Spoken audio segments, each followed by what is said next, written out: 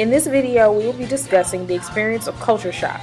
Culture shock is often defined as the anxiety that results from losing all of our familiar symbols and signs of social intercourse. In our own culture, we are around familiar routines. However, when we enter new cultures, feelings of inadequacy and helplessness can develop. These feelings can affect one's ways of communicating by prompting shyness, isolation, or even depression. In these two interviews, two viewpoints of culture shock will be given and how that shock affected communication overall. First, we interviewed Thomas, who is originally from Belgium. He came to America 3 years ago for a semester, and now he's back for his MBA from SLIP. Also, we interviewed Wei, who is originally from China and came to America to get her college degree, and has been here for a couple of years now.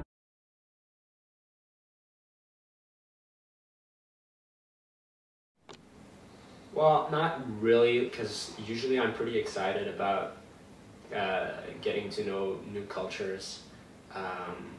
So I wouldn't say necessarily anxious, but more, like I said, excited. When my parents first decided to send me out to study abroad, I feel like, what? Like, I only can speak a little bit English, but all I know about America is like from movie or TV show. Students to talk about like math, chemistry, like those kind of things in English.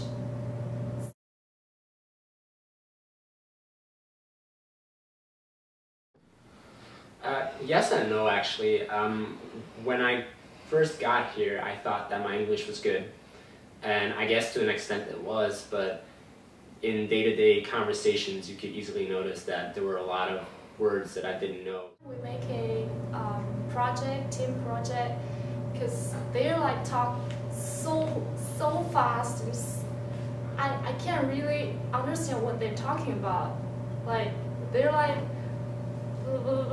talk about slang. Yeah.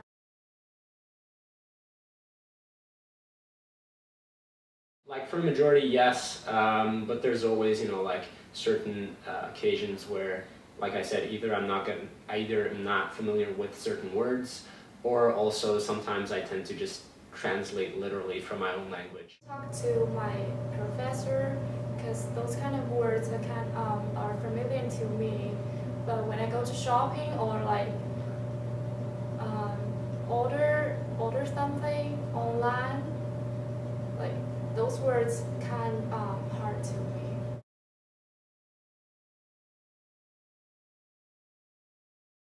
Especially has to do with religion and politics, where being from Belgium, being from Europe, we're used to discussing religious things and political things on an almost daily basis.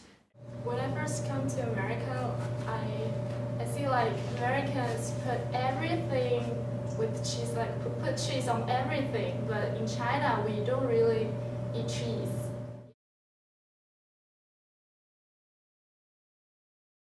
Verbally, I can't really think of any examples right now, but really what it is if I literally translate something and people don't understand what I'm saying while I'm thinking that I'm using correct English. One of the major examples is in Belgium, for instance, it's very common for me if I see a friend of mine that I would kiss her on the cheek.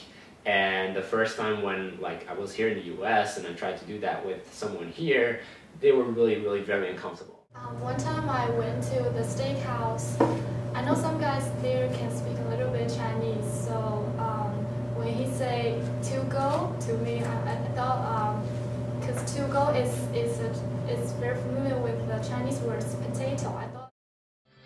As noted from the interview, adapting to new cultures can be difficult.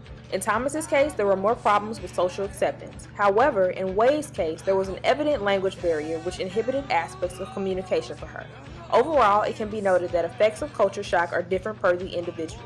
Yet it should be noted that one's ability to successfully integrate into a new culture is determined by adjusting to or learning communicative behaviors.